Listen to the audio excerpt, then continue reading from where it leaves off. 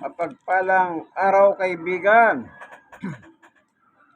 Ito po ang inyong kaibigan kay Jesus, Brother Manny Bautista. Minsan pa ang salita ng Diyos na nakasulat po sa Biblia ay ating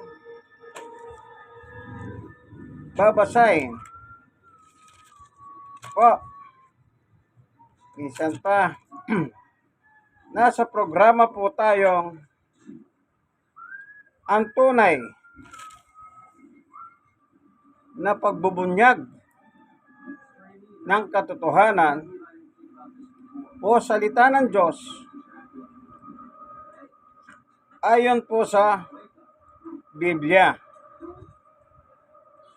Dakilang Diyos, samahan mo po kami ng aming pag-aaral sa iyong salita. Subuhin mong iyong Santong Espiritu upang ikaw po ang magpatotoo sa kalagitnaan namin. Sapagkat ang iyong salita ay aming spiritual food. Kagaya ng sabi ng aming Panginoong Yesus sa 6:63, ang aking salita ay espiritu at buhay. Salamat po sa ngalan ni Jesus. Amen. Meron pong sulat si Juan na po sa unang Juan. Ang hawak ko pong Bible po, amen, ang Biblia ng mga pastor. Yung sumang-ayon sa sulat po dito, 13 po silang mga iba't ibang denomination ng iba't ibang simbahan. Kaya yung nakasulat po dito, wala silang pinapanigan, wala silang tinitira. Ano po? Iba-iba po ang kanilang kinabibilangan simbahan. Pero itong Poimen Bible, kaya ang title nito, ang Biblia ng mga pastor. Sumasang-ayon sila sa nakalagay dito. Ano po? Ito po ay nasa page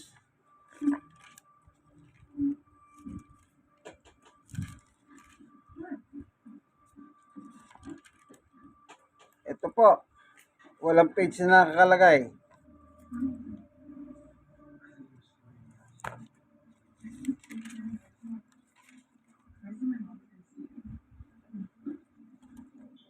Ayan, ano? Ibig sabihin, wala silang pinapanigang simbahan. Ibig sabihin, sila ay neutral. Masaktan na masaktan. Oh. Kung ano po yung nakasulat, hindi na po yan ini-interpret. Kasi po yung ugali ng ibang tao, ini-interpret nila. Hindi po. Kasi napakaliwanag po sa wikang Tagalog ang pagkasulat. Ano po? Yan. Kung inyo po mapapasin, ito, binubuklat ko po. Ikalawang 1 ay unang 1.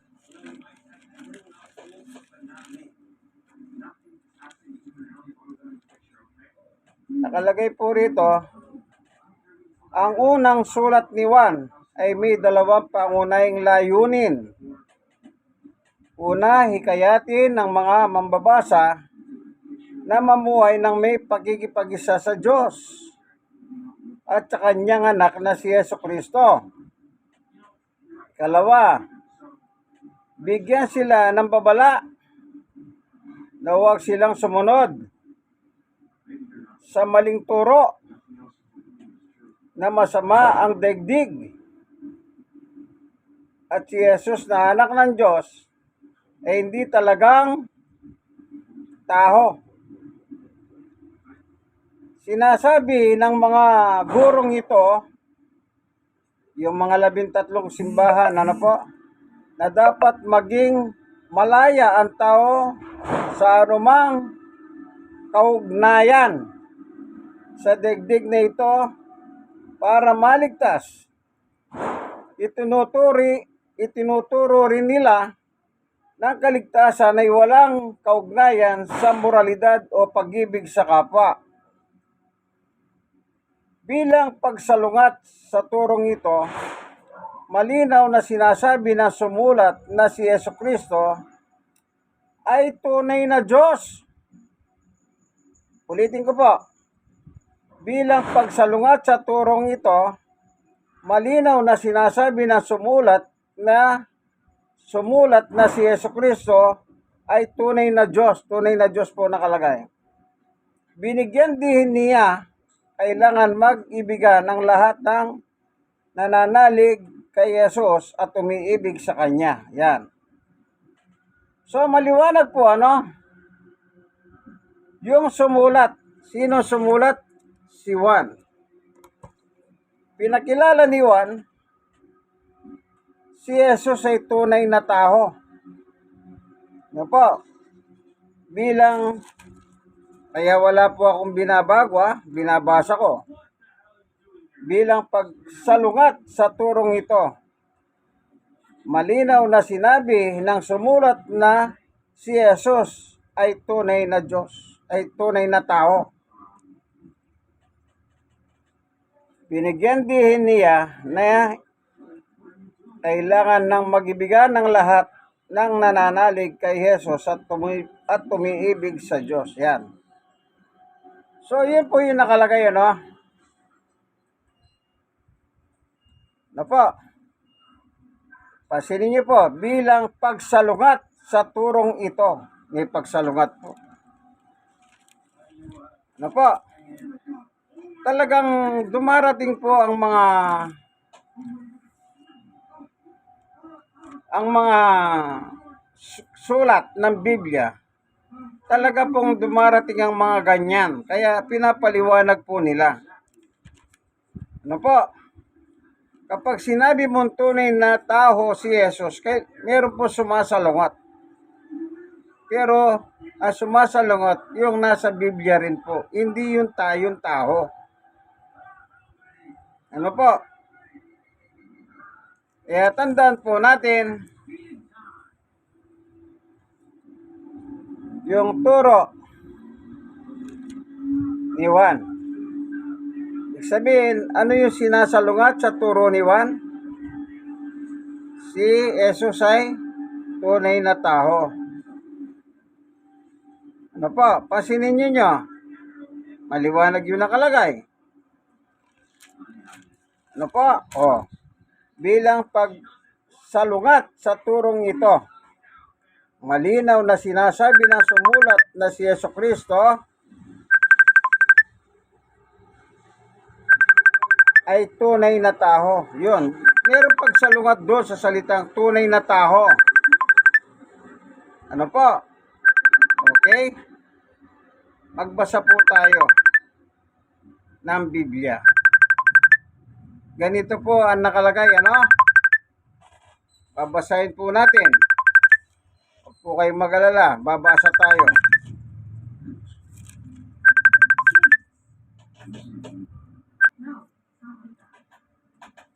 Ganito po nakasulat. Kung sinasabi ni Juan na si Jesus tunay na tao, meron din po siya sinabi. Kaya yung pagsalungat, sabi nga ng mga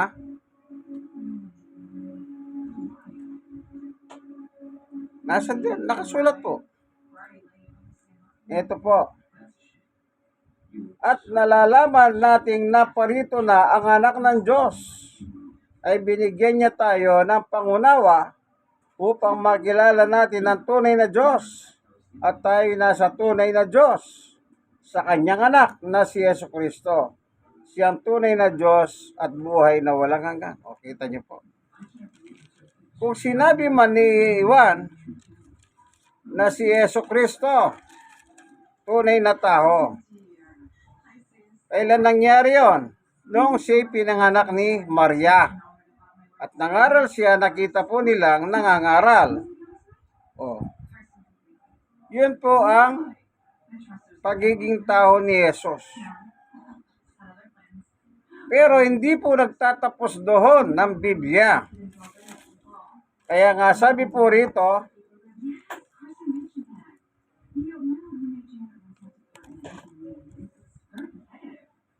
bilang pagsalungat sa turong ito. Oh, yung turong ito. Ano yung turong ito? Malinaw na sinasabi ng sumulat na si Jesucristo ay tunay na tao. Yun po. Ibig sabihin yung mga Bible scholar o yung 13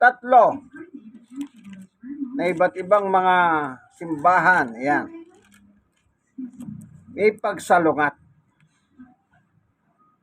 Ano po? Hindi lang sila naniniwala na si Jesus tunay na tao. Kahit ako po, naniniwala naman akong tunay na tao si Jesus eh. O, pagkaharap mo, hindi ba tunay na tao yan? O, kaharap niya yung mga tao. Face to face. Tao siya nakikita. Kaya sabi nila, tao ka. Eh, tao ka lang. O, face to face eh. Eh, kahit naman ako, may kaharap ako ibang tao ngayon, sasabihin ko, tao ka. Sasabihin ko bang Diyos ka? O, sasabihin ko pa kung ano-ano. Siyempre, kaharap mo tao, natural tao. Pero may pagsalungat po sila. Hindi sila naniniwala na tao lang si Jesus. O, ayun po yung pinaniniwalaan nila. Bukod sa tao si Jesus, ay ano po, tunay pa siyang Diyos. Sa unang 1 chapter 5 verse 20. Ano po? Tunay na Diyos. Oh. Lahat naman ng mga sekta ng reliyon, naniniwala silang si Jesus, tao eh. Kasi nga po, nakasulat sa Biblia, si Jesus nga, sabi niya, ako'y tao. Oh, doon sa King James Version ng Biblia, sa 1:8:40, anong sabi ni Jesus? Ako'y tao na nagsasaysay ng katotohanan na nakita ko sa aking Ama. Oh. Siya mismo, sinabi niya, ako'y tao. Oh, ngayon, hindi ba maniniwala si Juan na si Jesus tunay na tao? Pero may pagsalungat. Kasi po, hindi lang po siya tunay na tao, tunay din siyang Diyos. Kita niyo po, ano? Kaya sabi ko po sa inyo, kung ano yung nakasulat sa Biblia, huwag nyo na pong tututulan. Wala pong interpretasyon yan. Di tayo gumagamit ng anumang tawag dito, mga ano? Yung mga iba't ibang mga kasulatan na libro o magazine o whatever. Wala po. Kung ano po yun nakalagay, yun ang binabasa natin. Maliwanag na kasi sa pagkatagalog eh. Hindi mo na dapat palabuin. Kanya lang, yung mga tao po, pinalalabo nila. Especially kapag hindi nila kasunada yung mababanggit ng chapter and verse. Pag ayaw nila, natural. Umahalma sila. Kung makahalma sila, akala mo napakagaling sa Biblia. Alam niyo po, nung araw, nang nangangaral ang Panginoong Yesus, meron po siya sinabi. Tingnan niyo po, ano? Basahin ko po, ano, sa Mateo. Ito po nakalagay, ano?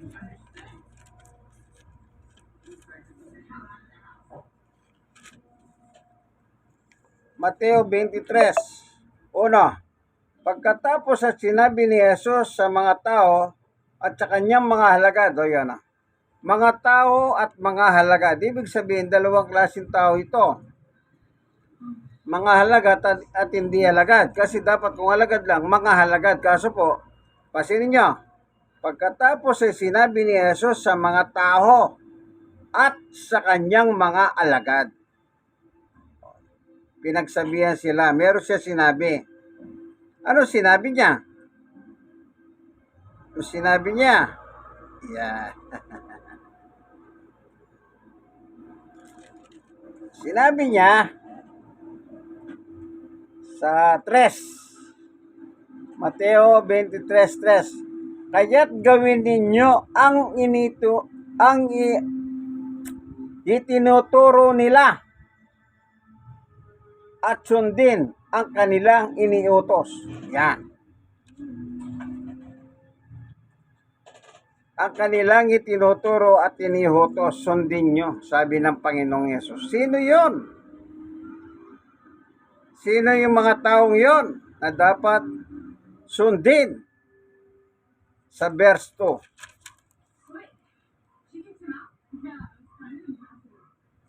Ito po.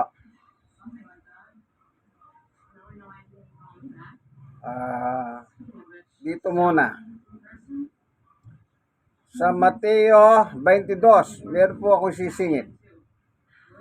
34. Nagtipon-tipon ng mga Pariseo nang mabalita nilang napatahimik ni Jesus ang mga Saduceo. Ang binanggit po, Pariseo, Saduseo. Verse 35. Isa sa kanila na dalubhasa sa kautusan ang nagtanong kay Jesus upang subukin ito. Okay? Meron pong isa. Ano yun? Dalubhasa sa kautusan. Ano po? Punta po tayo sa Mateo 23 verse 2. Tignan po ang sabi ni Jesus. Kasi sa verse 3, yung itinuturo nila, iniutos nila, gawin ninyo. O, balikan ko nga po. Kaya't gawin ninyo ang itinuturo nila at sundin ang kanilang iniutos. Yan. Sino mga nagtuturong ito sa panahon na ito? Sa Mateo 23:2. Ang mga tagapagturo ng kautusan. O yun. Yung tagapagturo ng kautusan. So, nagtuturo po yan. Doon sa Mateo 22, 35, ulitin ko. Isa sa kanila na dalubhasa sa kautusan ang nagtanong kay Jesus upang subukin ito. Yan. Sina-challenge pa nila si Jesus. Yung dalubhasa sa kautusan. Ano po? Tandaan ninyo yan, ha? Meron lang akong titignan.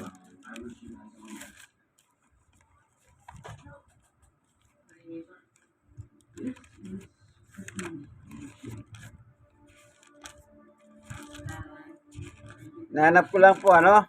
Wala po akong outline. Kaya ganito, ano? Magtsaga-tsaga lang po kayo.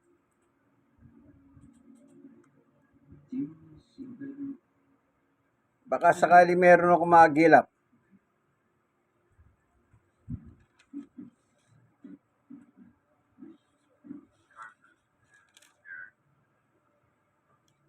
Pero pag wala, balik po tayo doon, ano?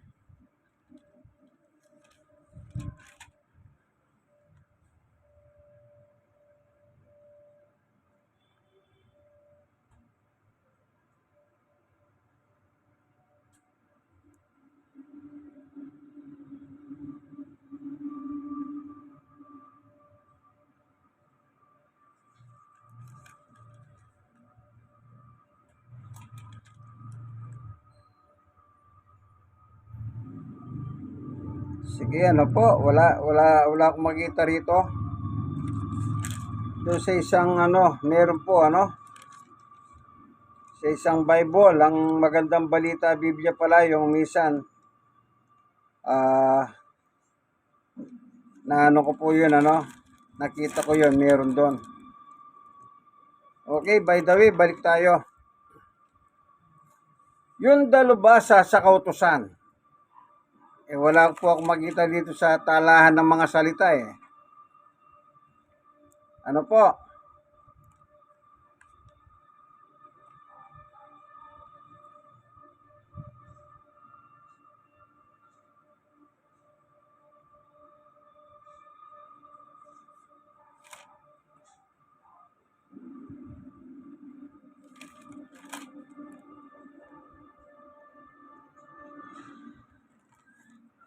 Okay, balik po tayo.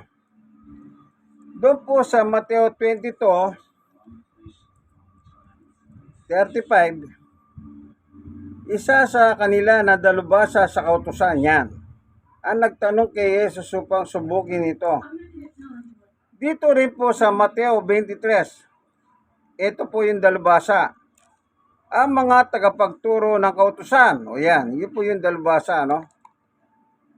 At mga Pariseo ang kinikilalang tagapagpaliwanag ng kautusan ni Moises.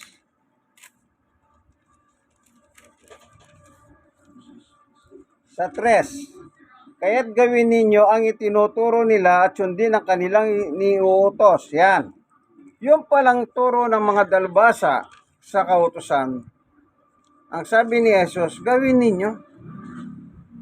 Ibig sabihin, yung nakasulat sa Biblia. Kasi, ang sabi po dito, sa 2, ang tagapagturo ng kautusan at ang mga Pariseo ang kinikilalang tagapagpaliwanag sa kautusan ni Moises. Yan. So, ano pong dapat gawin?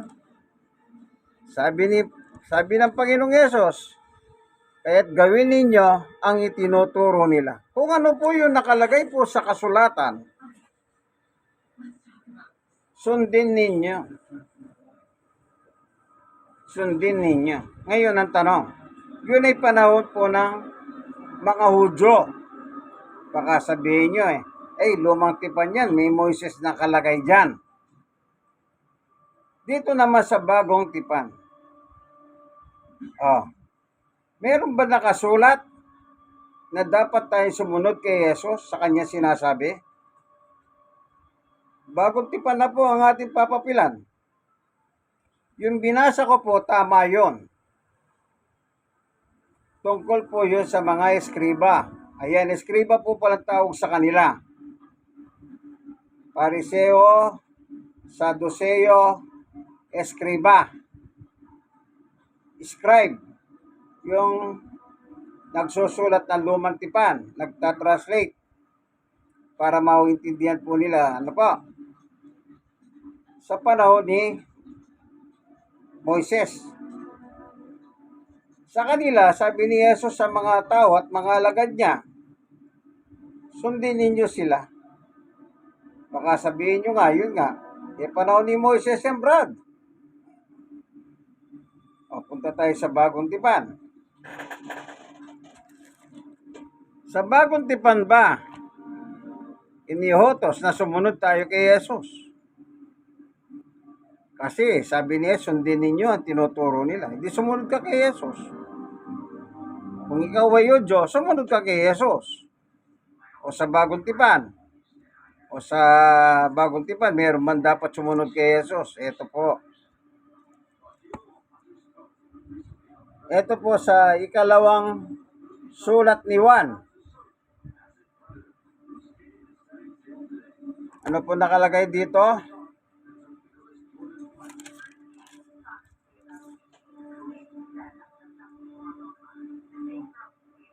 Sapagkat, dito na po, ikalawang sulat ni Juan, chapter 1, verse 7.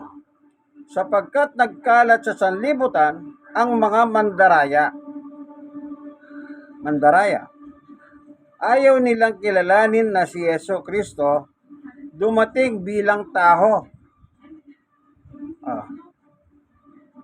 Dumating dito sa mundo. Ang ganoong tao ay mandaraya at kahaway ni Kristo. Verse 8. Mag-ingat nga kayo upang huwag mawalang saysay ang aming pinagpaguran. Sa halip, lubusan ninyong makamtan ang gantimpala. Verse 9. Ang hindi nananatili sa turo ni Kristo, kundi nagdaragdag dito, ay wala sa kanya ang Diyos. Sino man nananatili sa turo ni Kristo, nasa kanya ang Ama at ang Anak. Verse 10. Sino man dumating sa inyo na ibang turo ang dala, ay huwag ninyong tanggapin sa inyong bahay ni huwag ninyong batihin. 11. Sapagkat ang bumabati sa kanya ay nagiging kaisa niya sa masamang gawain. Meron po ba nakasulat na sumunod tayo kay Jesus? Ayun po. Sa ikalawang sulat ni Juan, verse 1. Ikalawang sulat ni Juan, chapter 1, verse 9. Ang hindi nananatili sa turo ni Kristo, ayan, turo ni Kristo. So, yung turo ni Kristo sa atin, sundin natin. Yung mga Hudyong kababayan niya noon, sinabi niya, sundin ninyo.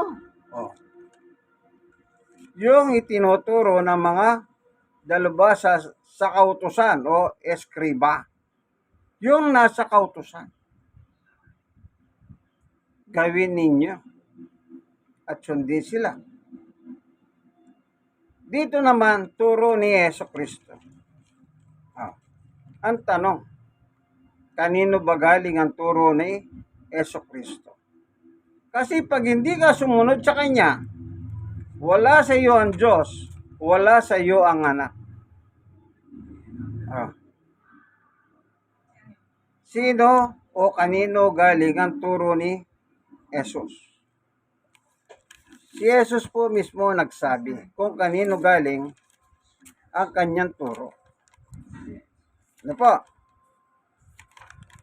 Sa lumang tipan, yung mga dalubhasa, ang binabasa nilang kasulatan ay sulat din po ng Diyos yun na binigay kay Moises.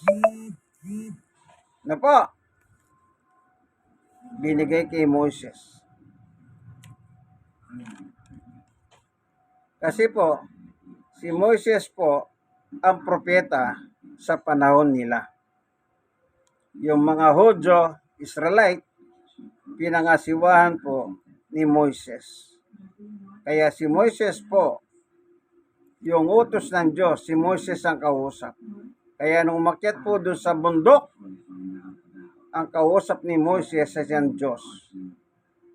At ang Diyos nagsasalita mula sa langit kay Moises.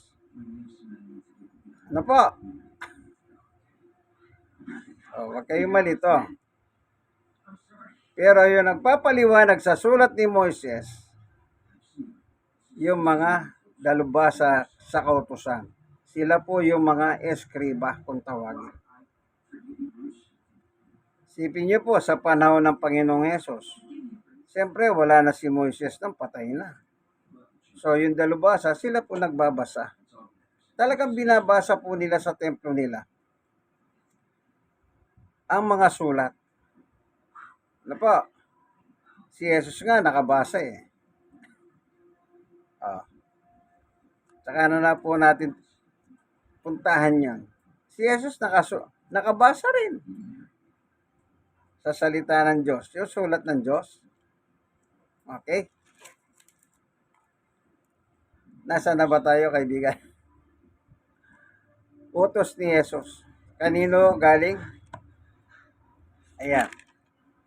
Kasi po may dumarating sa isip ko na iba't ibang mga katuruan. Ako naniniwala ko pinadadala ng Diyos yun. Bakit po? Magsisimula po tayo. Nananalangin ako eh. Napaunawahan po tayo.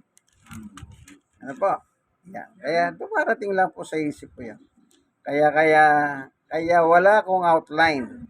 Wala akong kodigo, wala akong cellphone na pinipindot na ganon. Po, hindi ako kagaya ng iba. Yung iba, yung malalaki pa pong tablet. Aba nagsasalita, yung tablet. Kasi malalaki yung sulat, no? Ako hindi po.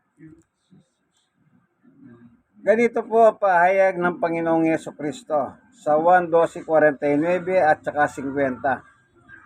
Sapagkat hindi ako nagsalita ng mula sa sarili ko lamang. Ang Ama na nagsugo sa akin ang siyang nagutos kung ano ang aking sasabihin at ipapahayag.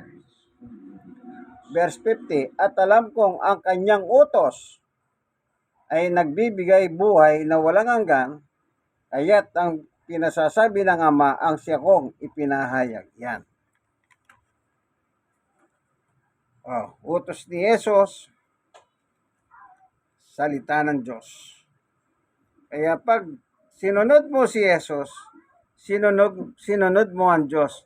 Ang Diyos at si Jesus ay nasa iyo. Yung sinabi ni Juan sa 2:1. Basahin ko muli.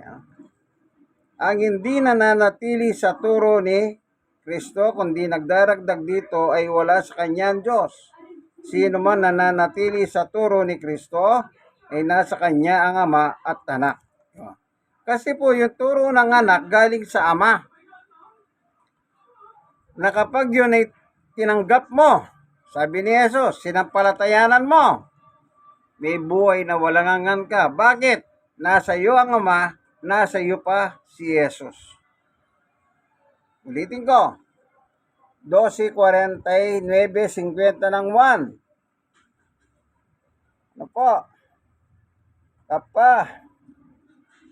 Sapagkat hindi ako nagsasalita ng mula sa sarili ko lamang, ang Ama nagsugo sa akin nang siyang nagutos kung ano ang aking sasabihin at ipapahayag. Verse 50. At alam kong ang kanyang utos ay nagbibigay ng buhay na walang hanggan. Kaya't ang ipinasasabi ng Ama ang siya kong ipinahayag. Maliwanag po, ano? Napakaliwanag po. Maliwanag pa sa sikat ng araw. Pero, yung iba, ini-interpret po kasi ang Biblia. I-interpret mo pa ba yung sobrang liwanag? Yung nag-i-interpret, maliwanag na, abang ini-interpret mo ang turo, lalo kang lumalabo. Nagiging kasinungalingan na ang ginagawa mo. Totoo na yung nakasulat, pinasisinungalingan mo pa. Yan ang nasabi ni Apostol Pablo nung araw. Basahin ko lang po Yung katotohanan, sabi niya, pinalitan nila ng kasinungalingan. Ano pa ba yung katotohanan, kabaligtaran, kasinungalingan? Kasinungalingan, kabaligtaran, katotohanan. Ano po, basahin po natin yung sinabi ni Apostol Pablo. Ito po. Tsaga-tsaga lang po Wala kasi tayong wala tayong footnote o kodiko. O wala tayong mga laptop na ginaganon. Ini-scroll. O tablet. Basahin ko po. Baka makita natin kagad. Ano po?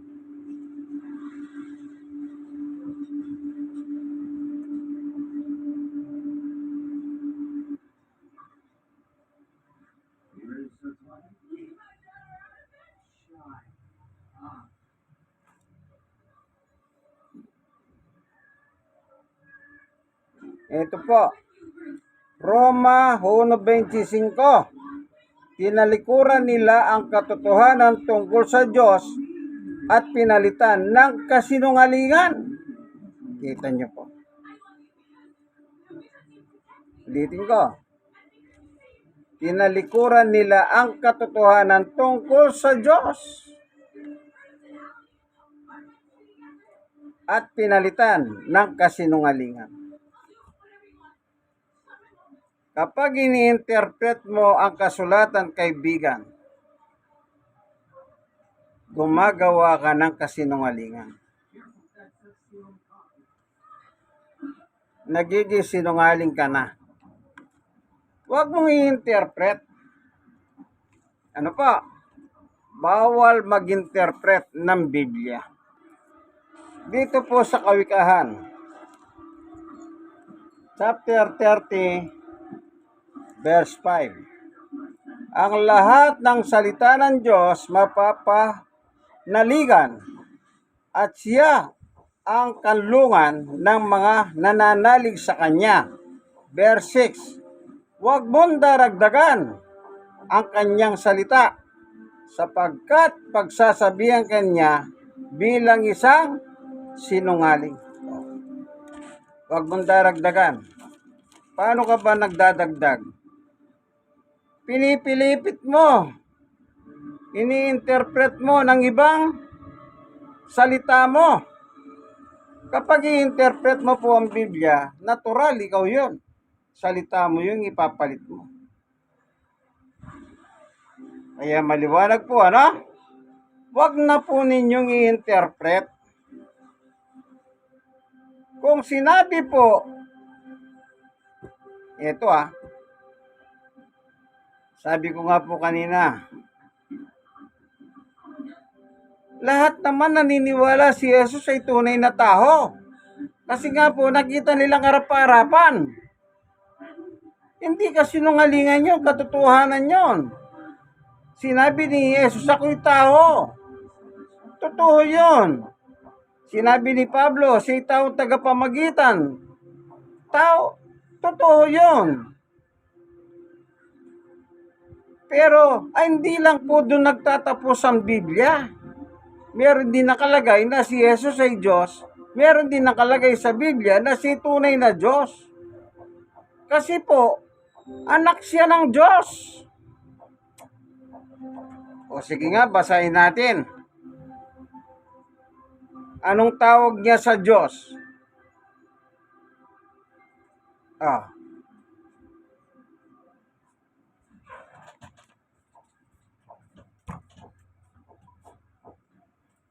Tinatawag niya pong Ama ang Diyos. At tinatawag naman ng Diyos ang kanyang anak na si Jesus ang na kanyang anak.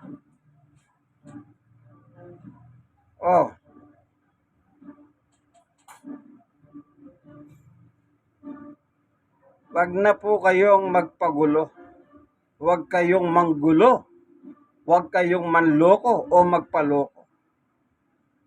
Kung ano yung nakasulat, paniwalaan nyo po. Lahat yung nakasulat eh. Kung yung 13 na iba't ibang grupo ng simbahan, naniniwala sila sa nakasulat dito. Isipin nyo po, iba-ibang simbahan yun. Hindi po magkakahugnay-hugnay ang mga kayo. Sigurado, merong ibang paniwala, merong ibang paniwala sa kabila. Pero, sinasangayunan po nila ang nakasulat dito. Ano po? Lagi nyo pong tatandahan. Huwag po tayong mas pagkikitang mas magaling tayo sa nakasulat. Huwag. Ingat po kayo. Ibinigay po ang Biblia, hindi para i-interpret. Ibinigay ang Biblia,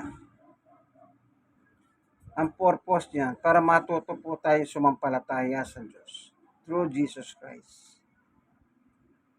Ano po?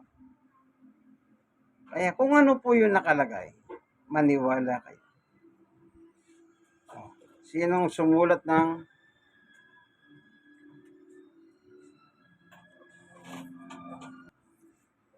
ayun po, ano? Sana po, kaibigan, yung aral ng Panginoong Yesus galing sa Diyos. Yung binabasa ng mga dalubhasa sa kautusan, galing din po sa Diyos yun sa panahon naman ni Moises. Wala na mga aral si Moises eh. Siya lang po ang kausap ng Diyos sa panahon na naglalakbay ang mga Israelite sa disyerto.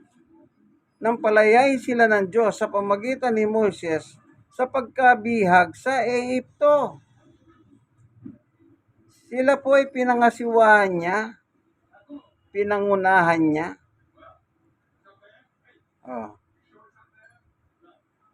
Ano po? Kaya sa panahon ng Panginoong Yesus, itong mga Hudyo na Pariseo, Saduseo at mga eskriba, yung eskriba, yun po yung dalubhasa sa kautusan. Ano po? Sila po ngayon yung nagbabasa. Ngayon, sabi ng Panginoong Yesus, sundin ninyo sila. Pero wag nyo silang gagayahin. Kasi po yung sinasabi nila, hindi nila ginagawa. Ano po? Sundin niyo sila, sabi niya, sa mga tao at kanyang mga alagad. Sa bagong tipan naman, sa panahon na iwan na natin si Moises, sa panahon naman natin, yung turo ng Panginoong Yesus galing po sa Diyos Ama. Eh, tatandaan niyo po, kung ano po yung nakasulat tungkol kay Jesus, paniwalahan niyo po. Sinabing tunay na tao, tama yun, nakasulat yun eh. Sinabing tunay na Diyos si Jesus, tama rin yun, nakasulat sa Biblia. Sinabing Diyos si Jesus, nakasulat din po sa Biblia yun. Huwag na po kayong mag-alinlangan. Ano po? Huwag. Kung yun nagtuturo sa inyo kung ano ang tinatanim sa utak mo na tinatawag nilang doktrina. Hindi ko alam kung 27, 29 doktrina. Yung tinatanim sa utak mo, kapag wala sa Biblia yun, ang tawag po ron, human teaching. Pag nasa Biblia, okay po yun. God teaching yun. E kung minsan wala na po sa Biblia eh. Sinasabi pa nila ganito, ganyan, ganyan. Yun po hindi maganda. Tuwiran pong ewan ko. Kasi naglipa na po ngayon ang sekta ng relo yun. Na ini-interpret po nila yung Biblia. Na pinapakita nilang mas magaling sila dun sa mga sumulat noon sa Biblia. Na po, tandaan nyo po yan. Kung ano po yung nakalagay, paniwalaan nyo po, kaibigan. Huwag na po kayong magagad pa ng ano, kung ano-ano. Kaya tuloy, nasasabi ko nga, ang mga reliyon parang recruiter.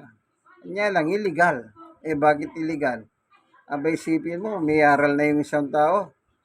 Eto yung isang tao meron po ako kukwento, nasa isang sekta ng reliyon nito. Yung pangalan niya po John. Noon nakakasabay ko nga po siya nung araw. Magkaiba po kami ng simbahan. Nagtuturo siya, nagbabasa ng Biblia sa mga kabataan. Ako rin nagtuturo po sa mga kabataan. Natutuwa po ako pag nakikita kong ganon.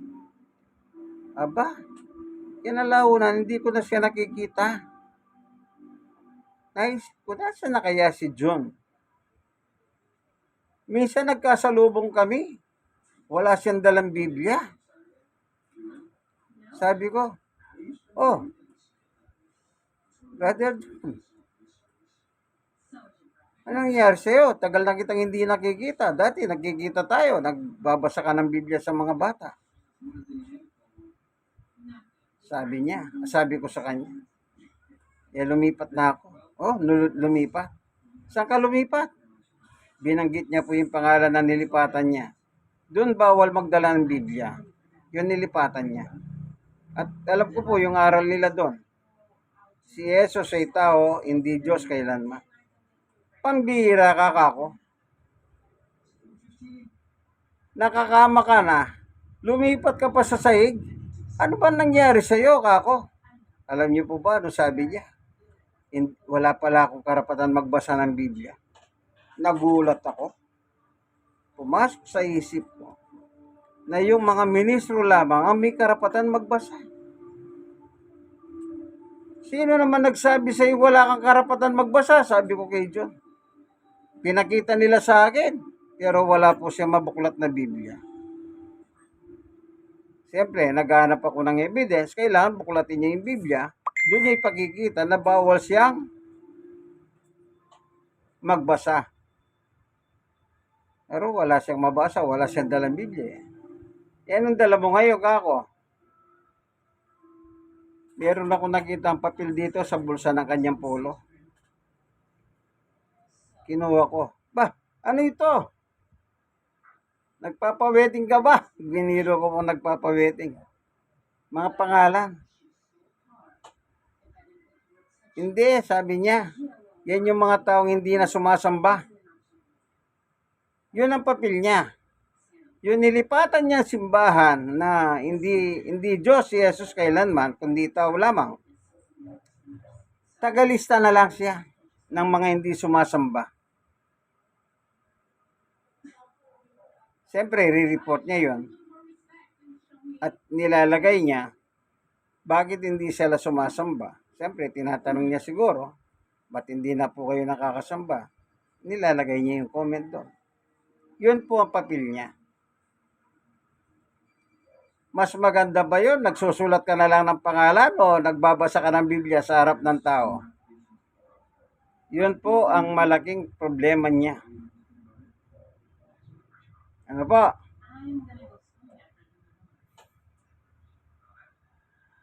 Tagalista.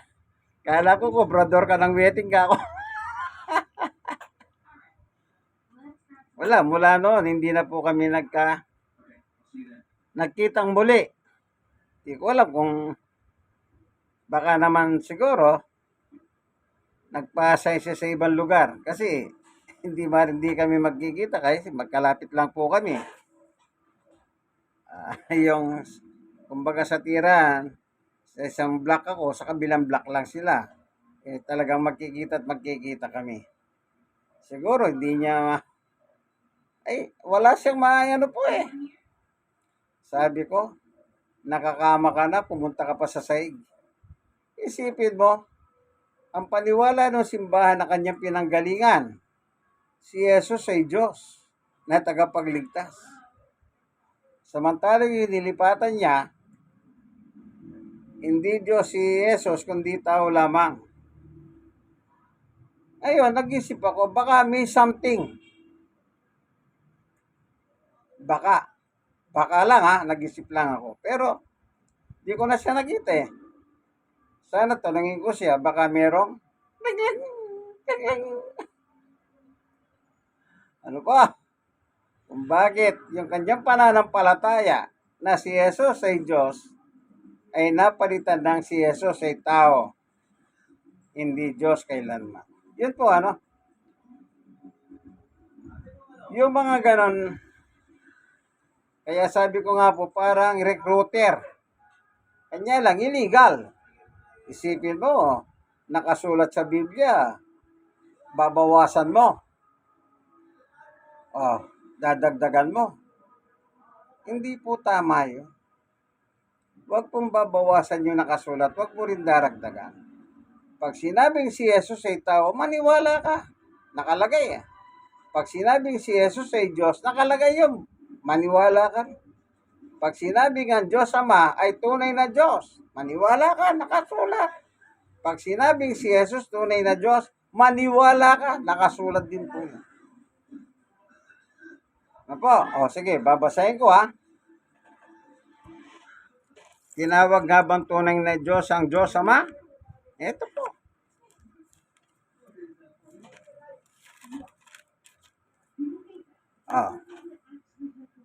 At ito ang buhay na walang hanggan, ang makilala kanila na isang tunay na Diyos at si Jesucristo na iyong sinugo. 1:17:3. Sino dapat makilala ang isang tunay na Diyos? Ang Diyos Ama at ang iyong sinugo, si Jesucristo. Diyan pa lang, kitang-kita na kung ang Diyos ay tunay na Diyos, si Kristo tunay din Diyos. Pero naghanap sila ng letra por letra. Meron ka bang mababasa ng letra por letra na sinabing si Jesus ay tunay na Diyos? Siyempre, ito po. Sa unang 1, chapter 5, verse 20. At nalalaman nating naparito na ang anak ng Diyos at binigyan niya tayo ng pangunawa upang makilala natin ang tunay na Diyos at tayo'y nasa tunay na Diyos sa kanyang anak na si Jesucristo. Siya ang tunay na Diyos at buhay na walang hanggan. Ayun, letra por letra. Doon lang sa 1:17, nakalagay na nga doon eh. Kanya lang, dahil yung malilikot ang isip, sabi ko nga po, para silang illegal recruiter. Sipin mo, na-recruit yun dyan. Di ko alam anong gayo man pinang-recruit dun. Baka, ting Ting, ting. Sipin mo. Ang dala papel, listahan. Dati magdadala siya ng Biblia, nagbabasa sa mga kabataan. Natutuwa ako sa kanya, nagkikita kami. Ngayon, wala na. Ari nawa, mamulat ang isip niya na yung iniwanan niya. Yung iniwanan niya simbahan. Sa kanila, si Jesus ay Diyos. Kaya rin nilipatan niya, si Jesus ay hindi Diyos, kundi tao. O, di po ba? Hindi lang po isang talata ang Biblia, ang dami. Ang mahirap, nag-i-stick lang sila sa isang talata. Oh. Wag. Wag kang mag-stick sa isang talata. Maraming talata ang Biblia. Ano po? Isan pa. In Christ alone. Acts 4:12. Ano po? Tandaan po ninyo. Lagi ko sinasabi, yung sinabi ni sundin ninyo yung nakasulat. Yun ang sinabi ni Jesus sa mga tao at mga halagad niya. Yun nakasulat. Yung itinuturo nila nakasulat. Yun nakasulat. Hindi yung sinasabi nila. Iba yung sinasabi nila. Sila yun. Human teaching kung tawagin nyo. Ano po? Meron pa ako naisip na naman. Pangulit talata. Tingnan ninyo ang pahayag ni San Pedro. Ito yung magandang tularan na pananampalataya. Si San Pedro. Nung masangkapan po ng Espiritu Santo ito, nung panahon ng Pentecostes, sa gawa, Pentecostes po, chapter 2. Ito po ang tapang ni Pedro. Tignan nyo po katapang si Pedro. Nang masangkapan po sila ng Espiritu Santo sa panahon ng Pentecostes. Gawa chapter 5. Basahin ko po. Sa 27, iniharap nila sa kapulungan ng mga apostol at ang mga ito'y tinanong ng pinakapunong pari. Po, yung binasa ko, Gawa 5:27. 28. Hindi ba't maigpit namin kayong pinagbawalang mangaral sa pangalan ni Jesus ng taong yan? Pangalan ng taong yan, tinutukoy po nila si Jesus. At, okay. Ito, sa 28. Hindi ba't naigpit namin kayong pinagbawalang mangaral sa pangalan ng taong yan? Yung tinatawag po nilang pangalan yun, si Jesus. Sinabi niya, yung po nung saserdote, punong pare, ngunit tignan ninyo ang inyong ginawa. Laganap na sa Jerusalem ang inyong itinuturo at nais pa ninyo kaming papanagutin sa pagkamatay ng taong yan kay Jesus, yung pagkapako sa krus. 29. Ito po yung tapang ni Pedro. Sumagot si Pedro at ang ibang mga apostol. Yung kausap nila po, pinakapunong pare sa verse 27. Kung may mga pari noon, ito po yung pinakapuno. Sa panahon natin, yun yung high priest o Santo Papa. Sumagot si Pedro at ang ibang mga apostol. Sa Diyos kami dapat sumunod at hindi sa tao. Bakit mo susundin ng tao?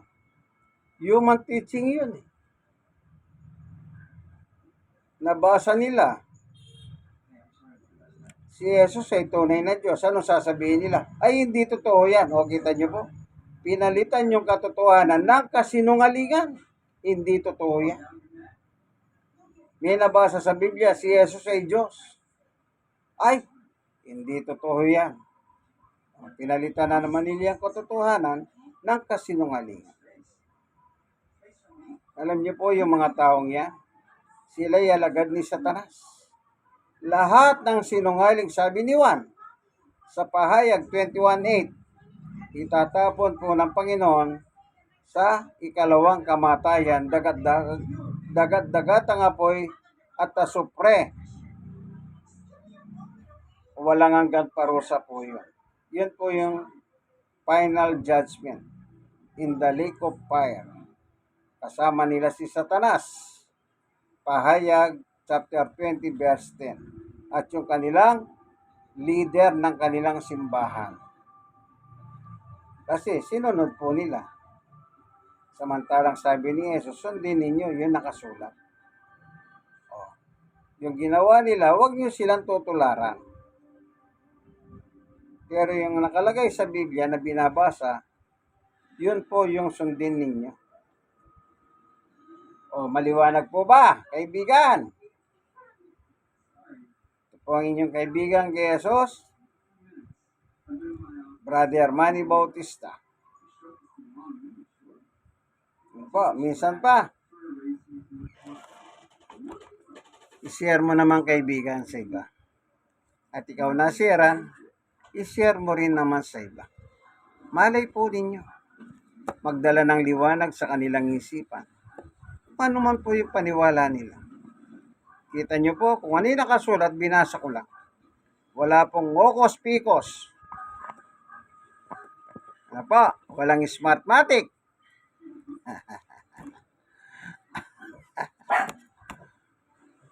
Biblical na biblical po. In Christ alone. Minsan pa, ito pong inyong kaibigan kay Jesus, Brother Manny Bautista. Nasa programa po kayong ang tunay na pagbubunyag ng katotohanan o salita ng Diyos ayon sa Biblia. Ang Biblia ng mga pastor. Amen. God is good. All the time. All the time, God is good. Amen. Amen.